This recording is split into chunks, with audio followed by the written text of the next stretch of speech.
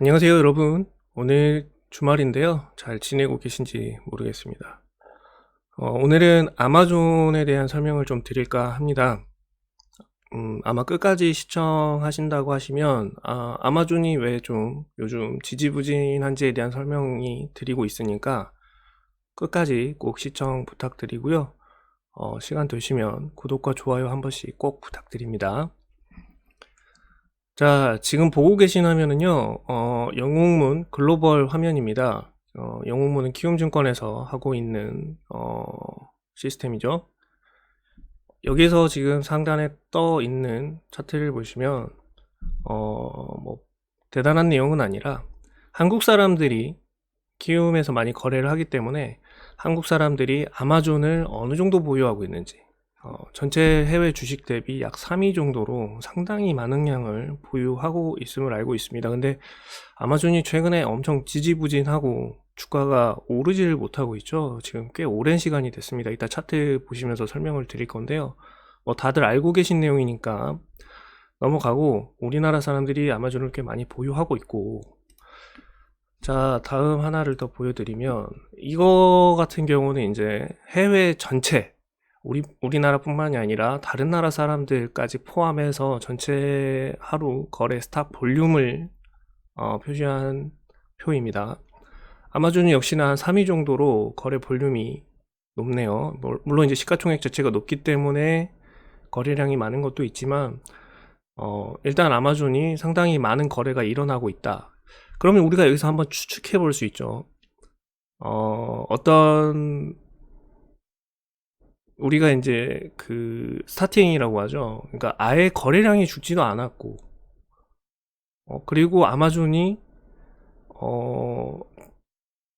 실적이 나쁘지도 않은데 왜 이렇게 못 올라가냐. 이게 아마 많은 분들이 가지고 있는 의문이실 거예요. 실적이 좋으면 올라가는 게 정상인데 못 올라가고, 그렇다고 해서 못 올라가면은 거래량이라도 적으면 이해하겠는데 거래량도 많고, 그리고 사람들이 보유를 안 하고 던지는 것도 아닌데 왜 안 올라갈까? 이 부분에 대해서 이제 고민을 하다가 이제 슬슬 트래킹을 하다 보니까 이제 이런 결론에 좀 도달하게 됐습니다. 먼저 차트를 한번 보실게요. 이게 5년 차트고요. 아마존 차트인데, 좌측에는 이제 아마존의 어떤 그 현재 상황들에 대한 설명이니까 뭐 크게 나중에 이제 많은 분들이 알고 계신 뻔한 내용이기 때문에 넘어가겠습니다. 차트로만 봤을 때 지금 이때죠. 대략 언제냐면 2018년도 10월 무렵입니다. 10월 1일부터 이제 하락을 해서 2020년 초, 이때가 이제 팬데믹이 있었죠. 미니멈을 찍었을 때가 2020년 3월 20일경으로 제가 기억을 하는데, 그때까지 꾸준히 박스권에 갇혀 있었습니다. 그죠? 그리고 단기간에 상승을 끝내고 다시 약 1년 정도 이렇게 계속 박스권에 갇혀 있는 모습을 볼 수 있습니다. 그리고 이제 그러면은 여기도 보시면은 이제 이런 생각 하실 수 있을 텐데요. 아래쪽도 계속 뭐 평평한 것 같은데, 근데 이건 이제 복리의 마법이죠. 흔히 말씀하시는 이 차트를 과거로 쭉 당겨보면 워낙 지금 그 주가가 높아져서 이게 평평해 보일 뿐이지, 주가가 낮았을 때 기준으로 계속 보면 계속 우상향했음을 보실 수 있습니다. 그래서 전체적으로 오랜 기간 긴 박스권에 묶여 있었다라고 보시면 아마존이 최근 한 2년 정도, 2년 3년 이내에 박스권에 약 2번 정도 갇힌 기간이 길었다라고 결론을 내릴 수 있을 것 같습니다. 그래서 이제 뭐 워낙 실적 같은 거는 뭐 요번에 뭐 조금 기대에 못 미쳤다 이런 이야기도 있는데, 그건 사후적인 해석이니까 뭐 해석하시는 분들에 따라 다를 테고요. 저는 좀 다른 방식으로 좀 접근을 해봤습니다. 일단 우리가 흔히 좋아하는 주식들의 내부자 소유 내역입니다. 여기 이제 인사이더 오너십이 보이시죠? 내부자들이 어느 정도의 주식을 보유하고 있는지 부분인데요. 여기서 좀 특징적인 것들을 보실 수 있습니다. 테슬라 같은 경우는 19.63%죠. 19.64%. 대다수가 그 머스크가 들고 있는 양입니다. 그리고 아마존이 14% 정도 됩니다. 이 양의 대다수도 또 제프 베조스죠. 그래서 테슬라와 아마존만, 우리가 알고 있는 빵 주식에서 테슬라와 아마존만 내부자가 갖고 있는 주식 비중이 굉장히 높다라는 부분을 알 수 있습니다. 구글이나 뭐 마이크로소프트, 애플 같은 경우는 1%가 뭐죠? 0.1% 정도밖에 되질 않아요. 하지만 아마존과 테슬라만 약 15%에서 20% 정도의 내부자 보유량을 가지고 있습니다. 보통 내부자들이 주식을 갖고 있으면 고정된 주식이죠. 뭐 이분들이 웬만해서는 시장에 내놓지 않기 때문에 묶여있는 주식이어서 상당히 이제 긍정적인 측면으로 볼 수 있는데, 아마존 같은 경우는 최근에 상황이 좀 다르다는 걸 이야기를 드리고 싶은 겁니다. 이렇게 적은 지분을 갖고 있는 오너들이 뭐 막 팔아대도 사실상 시장에 미치는 비율은 굉장히 적어요. 하지만 약 15% 가까이 들고 있는 제프 베조스가 던진다면 이야기가 좀 달라질 수 있다라는 얘기죠. 그래서 제프 베조스가 스탁을 어떻게 판매하고 있는지에 대한 트래킹을 좀 해봤습니다. 2012년도부터 한번 볼 건데요. 2012년도부터 약 17년도까지는 굉장히, 물론 이제 한 번에 100만 주씩 막 던지긴 했습니다만은, 이 당시에는 주가 자체도 낮았고, 그리고 자주 빈번하게 던지지는 않았어요. 그죠? 약 뭐 한 1년에 우리나라 돈으로 10빌리언, 1조 정도, 1빌리언이죠. 1빌리언 달러 정도를 계속 던졌었는데, 2018년도 이후부터는 좀 횟수가 잦아지고 있다라는 느낌이 들죠. 2018년도까지도 이제 뭐 자주는 아니네요. 오히려 좀 뭐한데, 19년도에는 요 정도 던졌고요. 횟수가 일단 조금 늘었습니다. 2020년도에는 더 횟수가 더 잦아졌죠. 그리고 2021년도에는 무려 이만큼의 양을 던졌습니다. 그래서 이제 조금 횟수 말고 디테일한 상황을 좀 더 설명드리겠습니다. 일단 2018년도에서 19년도에서 지금 여기 현재 보시고 있는 주식의 수입니다. 이거는 이제 뭐냐면 제프 베조스가 현재 들고 있는 주식의 수예요. 2018년도 말까지는 7,800만 주, 7,900만 주 정도를 들고 있었죠. 그리고 이제 2019년도 초에 이혼을 합니다. 그래서 7,800만 주였던 주가 5,800만 주로 4%를 와이프에게 지급을 했었죠. 그래서 이제 보유 주식이 확 줄었는데, 여기에서 2019년도에서부터 이제 공교로운 현상을 좀 보게 되실 겁니다. 2019년도 7월이죠. 7월 말, 그러니까 8월 정도에 이제 판매를 하죠. 다시 차트로 돌아가 볼까요? 2019년도 7월, 8월 이쪽입니다. 2019년도 7월, 8월 이때 주식이 하락을 하죠. 그죠? 이제 그 전부터 이제 여기서부터 계속 올라오고 있었는데 이때부터 다시 하락을 합니다. 네, 하락을 하고 있어요. 그리고 다시 보시면 2020년 이때가 이제 팬데믹이니까, 자, 2월 달입니다. 2월 6일 날 마지막으로 판매를 했어요. 그리고 주식으로 돌아와 보겠습니다. 2020년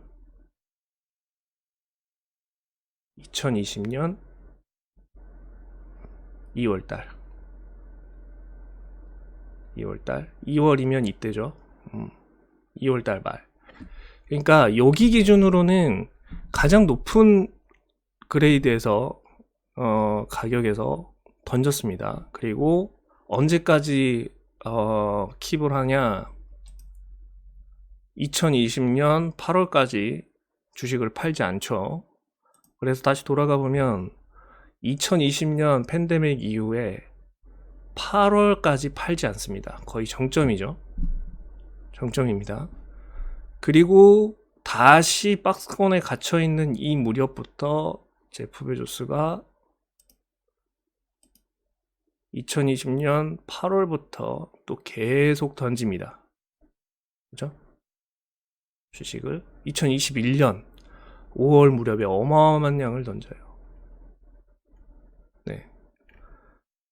이 시기에 던진 양이 약 500만 주죠. 집중적으로 던집니다.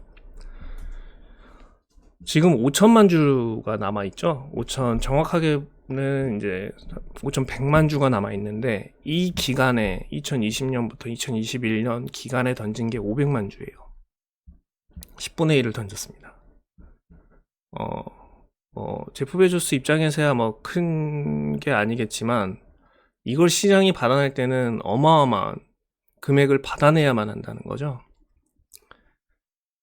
그렇다면 여기에서 왜 제프 베조스가 이 주식을 던졌느냐라는 인과관계를 한번 따져볼 필요가 있습니다. 왜냐하면 제프 베조스가 던진 이유를 알아야 너 또 던질지 안 던질지에 대해 고민해 볼 수 있는 거죠. 그동안 왜 던졌지? 주식을 왜 팔았지? 주식을 판 이유를 알아야, 그러면 그 이유가 지속적인 건지 일시적인 건지에 따라서, 일시적인 거면 앞으로는 안 던질 거 아니에요. 그럼 주가가 다시 상승할 모멘텀이 있다는 얘기니까 이 부분에 대한 원인을 한번 보겠습니다. 뭐 다들 아시겠지만 블루 오리진 홈페이지입니다. 제프 베조스는 지금 아마존에서는 이사회 의장으로 물러나서 일선에서는 빠져 있는 상태죠. 그리고 이제 블루 오리진 CEO로 있습니다. 블루 오리진이 지금 현재 이런 스페이스 사업들을 하고 있는데요. 이 기사는 아마 많은 분들이 기억하실 거예요. 제프 베조스가 얼마 전에 우주를 갔다 와서 인터뷰할 때 내가 갔다 올 수 있었던 거는 뭐 주주들의 뭐 덕분이다 뭐 이런 식으로 뭐 했지만, 시장에서는 굉장히 그에 대해서 기분 나빠했죠. 투자자들 약간 호구로 본다는 느낌이 있어서 제프 베조스가 그 말을 하고 아마 주가가 좀 하락했던 기억이 있는데요. 아무튼 이제 이 블루 오리진 사업에 제프 베조스가 굉장히 몰입하고 있는 상황이라는 걸 먼저 말씀드리고요. 여기에 지금 제프 베조스가 상당한 양을 집중하고 있다라는 겁니다. 그래서 이제 이 블루 오리진의 펀딩 상황을 한번 볼게요. 2014년도에 제프 베조스가 이미 5억 달러를 투자를 했죠. 블루 오리진에. 그리고 2017년도입니다. 2017년도 4월에 제프 베조스가 또 아마존 주식을 팔았어요. 약 1조 원을. 그 이유가 이 블루 오리진에 다시 또 투자를 하기 위함이라고 내용이 나와 있습니다. 블루 오리진은 이번에 이제 우주왕복 관련 사업을 하면서 뭐 최초로 티켓을 좀 팔긴 했지만, 그 이전까지만 해도 계속 적자가 날 수밖에 없는 구조입니다. 블루 오리진이 처음 창업을 한 게 2000년도예요. 딱 2000년입니다. 여러분이 잘 알고 계시는 스페이스X가 2002년도죠. 일론 머스크가 세운 지가. 오히려 블루 오리진이 2년 앞서서 우주 사업에 뛰어들었었습니다. 이 블루 오리진이 지금 펀딩을 어디에서 자금을 충당하고 있느냐? 제프 베조스가 주식 팔아서 계속 넣고 있다는 얘기입니다.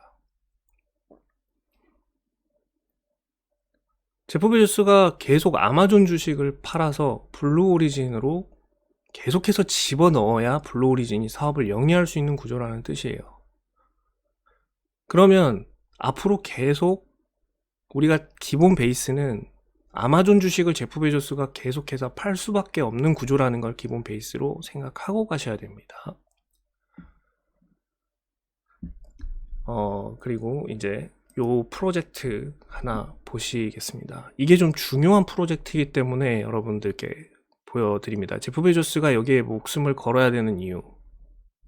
같이 설명해 드리겠습니다. 이거는 지금 현재 나사에서 하고 있는 프로젝트입니다. 아르테미스 보이시죠? 아르테미스라는 프로젝트고요. 지금 현재 이게 나사 홈페이지입니다. 이 홈페이지를 보시면 전반적으로 이제 달에 어떤 내용이냐면 달에 착륙을 해서 궤도를 운항하는 우주 왕복선 같은 거를 만들고 지속적으로 지구에서 달을 왔다 갔다 하겠다라는 게 프로젝트입니다. 편안한 말씀으로 드리면 이런 내용이라고 보시면 될 것 같습니다. 이 아르테미스 프로젝트에서 여러분들 중에서도 많이 아시죠? 스페이스X가 선정이 되었습니다. 여기 보시면 아르테미스 프로젝트를 나사에서 하고 있는 거고요. 셀렉티드 스페이스X가 됐죠. 스페이스X가 선정이 되었습니다. 그리고 이제 여기에는 로켓에 이제 그 우주 비행사들이 4명 정도가 탑승을 할 수 있어요. 그래서 그 탑승하는 비행선, 그 우주선을 오리온이라고 합니다. 이거는 이제 나중에 설명을 좀 드려야 되기 때문에 미리 말씀드리는 거예요. 그러니까 탑승하는 우주 비행선을 오리온이라고 한다라고 생각하시면 됩니다. 그리고 이때 수주를 받아낸 스페이스X가 약 2빌리언, 약 3빌리언으로 이 수주를 받아냅니다. 근데 여기서 이제 이 부분을 설명을 좀 드려야 되는데요. 자, 메모장을 한번 켜볼게요. 이 우주, 지금 나사에서 하고 있는 이 우주 산업에서 크게 그냥 3가지 정도로 분류할 수 있습니다. SLS라고 하는 건데요. 스페이스 런치 시스템입니다. 자, 그냥 직역하면 우주로 발사하는 시스템을 말합니다. 그러니까 나사가 이 프로젝트를 진행하는 데 있어서 3단계로 분류되는데 발사 단계를 이야기하는 겁니다. 이건 발사라고 보시면 됩니다. 그리고 이제 아까 말씀드린 위에서 오리온, 이 부분은 이제 실제 이제 그 우주선 머리 부분이죠. 우주선 머리 부분, 실제 탑승 부분이라고 생각하시면 될 것 같습니다. 그래서 요거는 이제 실제 메인 탑승 부분이고요. 이 중요한 거는 이 오리온에 착륙 기능이 없다는 게 문제가 되는 겁니다. 그래서 이번에 나사에서 프로젝트를 통해서 세 개의 업체 중에 하나를 선정하는 과정이 있었죠. 일단 블루 오리진이 있었고, 그 다음에 스페이스X가 있었죠. 그리고 다이내틱스라는 방산업체입니다. 방산업체, 이렇게 3군데가 발주를 넣었고, 그 중에서 선택된 게 이제 스페이스X라는 겁니다. 근데 이 3개 업체에서 이런 사업들에 참여를 한 게 아니라는 거죠. 어디냐? HLX라고 합니다. HLX.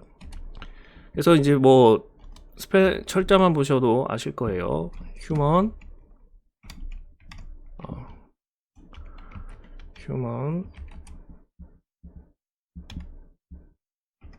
랜딩 시스템입니다. 그래서 이제 이 3개 중에 발사 단계, 오리온, 그 우주 안의 설계, 그 다음에 그 우주인들이 사용하는 이런 생활 공간들에 대한 거, 이런 부분까지는 아직 다 나사가 담당을 하고요.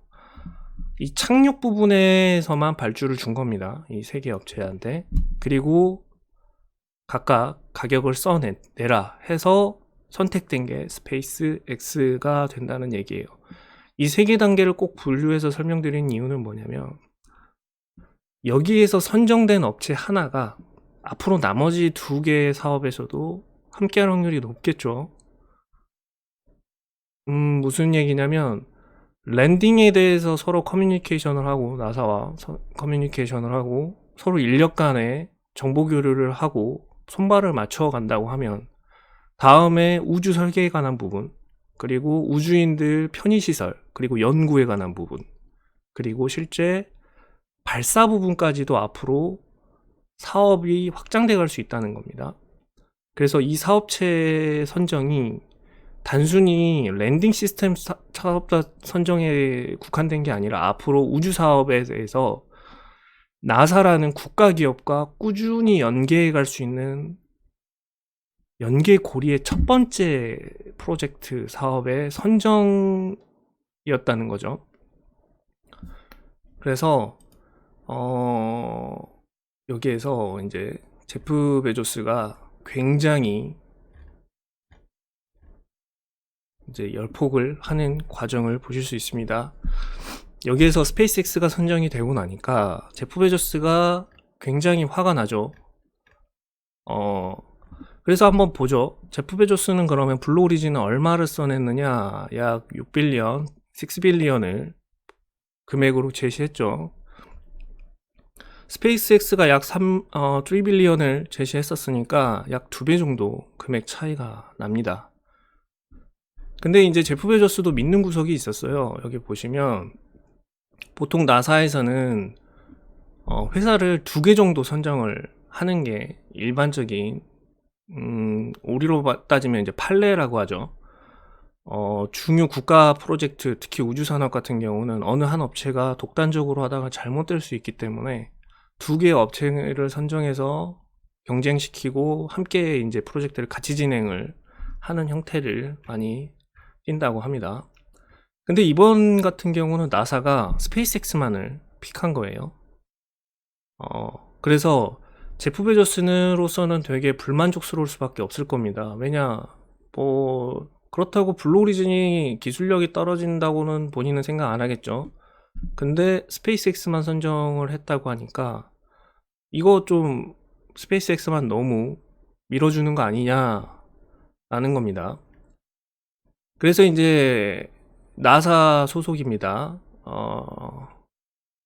캐시 루더스라는 그 의장께서 이런 얘기를 하죠. 우리는 충분한 돈을 가지고 있지 않다. 이게 스페이스X를 이제 픽하고 나서 블루 오리진과도 네고시에이트를 하려고 하지만 충분한 돈이 있지 않다. 실제로 나사도 지금 굉장히 자금 압박을 받고 있는 상황이죠. 연방 정부에 약 34억 불 정도를 자금으로 요청을 했는데 한 4분의 1 정도밖에 지원을 못 받았습니다. 그래서 약 한 8억 좀 넘게 8억 5천만 불 정도가 나사에서 가용할 수 있는 금액인데 그 금액이 많이 줄어들었기 때문에 스페이스X와도 거래하고 블루 오리진과도 같이 거래할 수 있는 상황이 아니다. 그리고 금액차가 워낙 크기 때문에 스페이스X를 픽한 상태에서 블루 오리진한테 또 줄 수 있는 상황이 아니었다라고 이제 설명을 하는 겁니다. 그래서 이제 블루 오리진에서 GAO에 이거에 대해서 항의를 하게 됩니다. 이제 GAO라는 거는 미국 회계 관련 기관이라고 보시면 됩니다. 그래서 회계감사 정도라고 이해하시면 될 것 같습니다. 이 GAO에서 어떤 내용이냐면 이제 실제로 이제 나사나 이런 기관에 자금을 결정할 때 의회에서 하죠. 그 의회에서 그 자금을 얼마인지 결정할 때 이 감사 GAO에서 이 부분에 대한 게 어느 정도 책정되면 맞다라는 그 의견서 같은 거를 제출한다는 겁니다. 그래서 이제 이 GAO의 블루 오리진이 야 이거 뭔가 잘못됐어 라고 이제 다시 해봐 라고 이야기를 한다는 거죠. 그래서 이게 실제적으로 진행을 했습니다. 그래서 우리로 따지면 진정서라고 하겠습니다. 이 진정서, 그리고 잘못됐다라고 이야기하는 이 진정서가 접수되면 이제 95일간 실제로 이걸 집행하지 않고 딜레이 된다는 얘기입니다. 그리고 이제 다음을 보시면 이 부분에 대해서 이제 결과가 나왔습니다. GAO가 나사의 편을 들어줬죠. 왜냐면 그건 이제 일종의 판례고, 여기 보시면 두 개를 선택할 수도 있고, 두 개 업체를 선택할 수도 있고, 하나의 업체를 선택할 수도 있고, 선택을 안 할 수도 있고, 이건 나사가 가지고 있는 권한이다. 나사가 가지고 있는 권한이기 때문에 나사가 그렇게 스페이스X만을 선정하는 데 있어서 그런 권한을 갖고 있기 때문에 거기에 대한 문제점이 없다 라고 GAO가 결정을 내려줬습니다. 네, 여기 보면 좀 귀여운데, 일론 머스크가 뭐 GAO 따봉 뭐 약간 이런 식으로 트윗도 날렸는데요. 그래서 이제 제프 베조스가 여기에서 또 한마디 붙입니다. 원래 본인들이 제시한 게 약 60억이었죠? 그죠? 60억. 아니죠. 그러니까 6조 정도. 6조 정도. 우리나라 돈으로 6조, 7조 정도 되는 그 금액을 제시했었는데, 2빌리언을 우리가 디스카운트 해주겠다라고. 그 돈은 어디서 나올까요? 제프 베조스 돈일 겁니다. 그래서 제프 베조스가 디스카운트 해주겠다, 2빌리언을 디스카운트 해주겠다라고 이야기를 했습니다. 앞서 말씀드렸다시피 이 우주 사업에서 이번 선정이 얼마나 중요한지 제프 베조스가 알고 있는 거라고 저는 생각합니다. 아까 그 3단계에 걸쳐서 우리가 대충 출발한다고 볼 수 있는데, 요거였죠. 발사 단계, 그리고 실제로 이제 몸체가 이동해서 이 몸체 설계, 그 다음에 거기 안에 편의시설, 이건 어디까지 연결될 거냐면 나중에 이제 화성 프로젝트가 시작이 되면, 화성 같은 경우는 이동 시간이 아무리 빠르게 잡아도 6개월 막 이렇단 말이에요. 그러면 실제로 그 우주선 안에서의 생활, 6개월간의 생활이 어떻게 이루어지느냐가 굉장히 중요할 겁니다. 단순히 달에 왔다 갔다 하는 문제가 아니라, 화성은 멀기 때문에 오히려 실제로 이제 이 우주 안의 설계도 굉장한 돈이 되는 사업이 될 거예요. 여기엔 또 뭐도 포함이 될 거냐면, 사람이 가는 거기 때문에 먹고 자는 문제까지 여기에 다 포함이 될 겁니다. 그러면 여기 안에 사업의 규모가 어마어마하겠죠. 근데 이번은 단순히 그냥 착륙 정도의 사업 프로젝트여서 요 정도 도는 금액이지만, 이 다음 먹거리는 이거란 말이에요. 그래서 제프 베조스는 절대로 여기서 질 수가 없는 거예요. 져서는 안 되는 겁니다.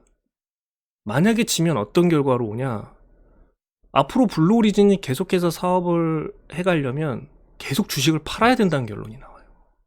물론 아까 처음에 첫 화면에서 보여드렸죠. 블루 오리진이 우주여행을 상업화하겠다라는 것도 있었고, 실제로 제프 베조스가 왔다 갔다 했지만, 이거는 정말로 그냥 민간 사업이죠. 잘 될 수도 있고 안 될 수도 있고, 그리고 그게 뭐 잘 된다 하더라도 경쟁업체가 계속 발생하는 거기 때문에 기복이 있는 사업입니다.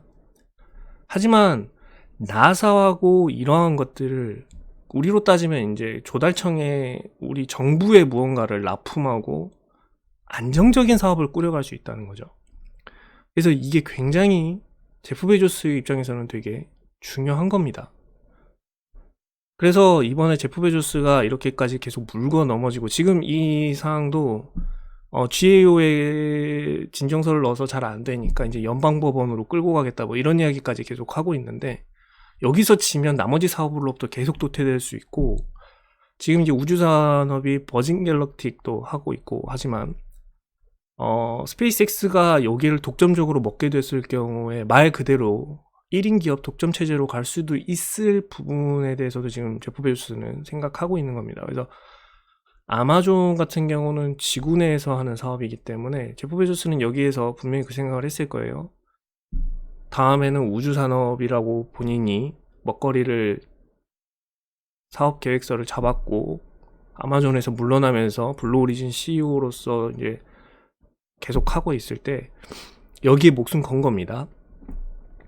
그래서 만약에 정부 이 나사하고 관련된 여기에 대한 사업권을 못 받아왔을 경우에 계속해서 아마존 주식을 던져야 될 상황에 처하지 않았을까라는 저는 생각을 해 봅니다. 실제로 이 2빌리언 달러의 이 금액도 다시 돌아가서 이 돈이라는 얘기죠. 2021년에 팔았던 이 돈입니다. 좀 올라가서 이 부분을 한번 더 보겠습니다.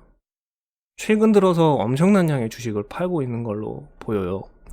2021년도에 약 7빌리언을 팔았습니다. 블루오리진에 들어가고 아까 같이 모자란 부분을 백업해주는 비용으로 돈이 다 들어간다는 얘기예요.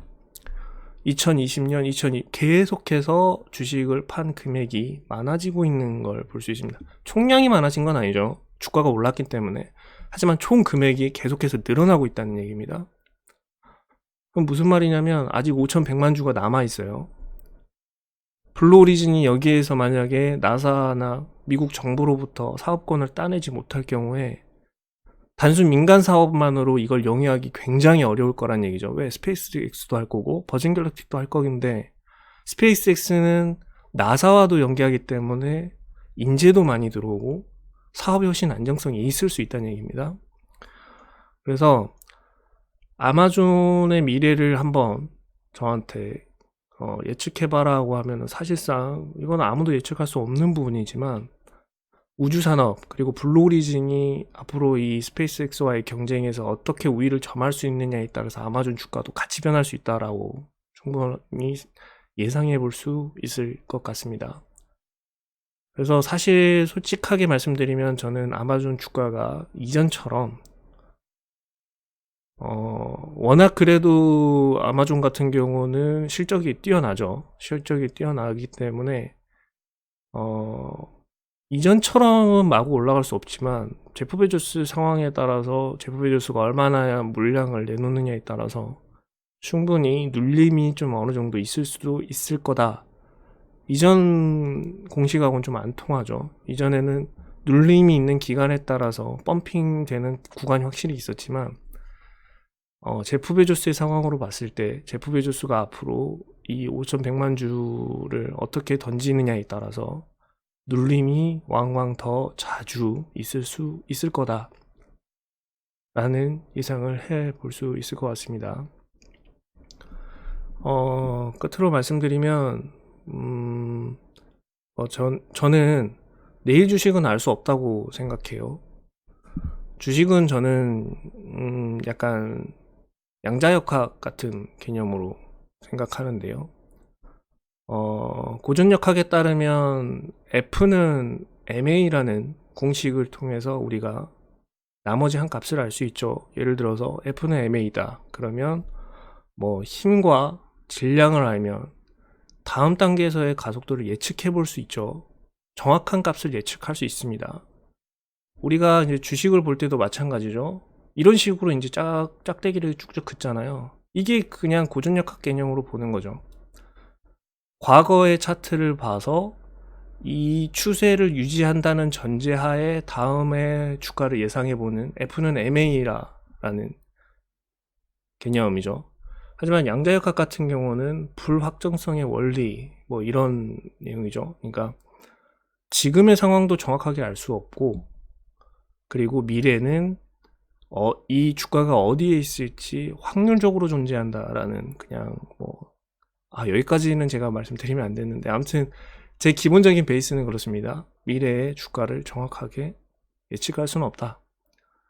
제프 베조스의 상황을 알고 있을 뿐 오늘의 상황이 이렇다. 그리고 블루오리진의 상황이 이렇기 때문에 제프 베조스가 블루오리진이 상황이 좀 나아지지 않으면 앞으로 좀 더 많은 주식을 던져야 될 수도 있는 상황에 처해 있다. 그렇다면 아마 주가가 좀 더 눌림이 있을 수도 있지 않을까? 라는 데까지가 저의 생각입니다. 하지만 제가 아마 이 바로 전전 영상에서도 말씀드렸다시피 환율 영상에서 말씀드렸었어요. 아마존이 장기간 눌려 있었고 그리고 환율이 지금 계속해서 올라가고 있기 때문에 달러라는 안전자산에 투자를 그냥 달러로만 바꾸기 좀 뭐 하시면 그냥 오래 눌려 있었던 그리고 실적이 좋은 아마존 같은 주식, 뭐 일단 지지하는 게임이죠.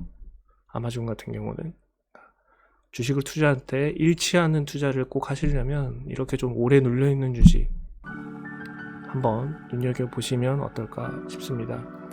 그래서 결론은 제프 베조스 나쁜 놈. 뭐이 정도로 정리하겠습니다. 한번 생각해 보시고요. 객관적으로 상황을 보시고 그리고 명확하게 판단하셔서 좋은 결과 있으시길 바랍니다. 지금까지 미스탁이었습니다. 감사합니다.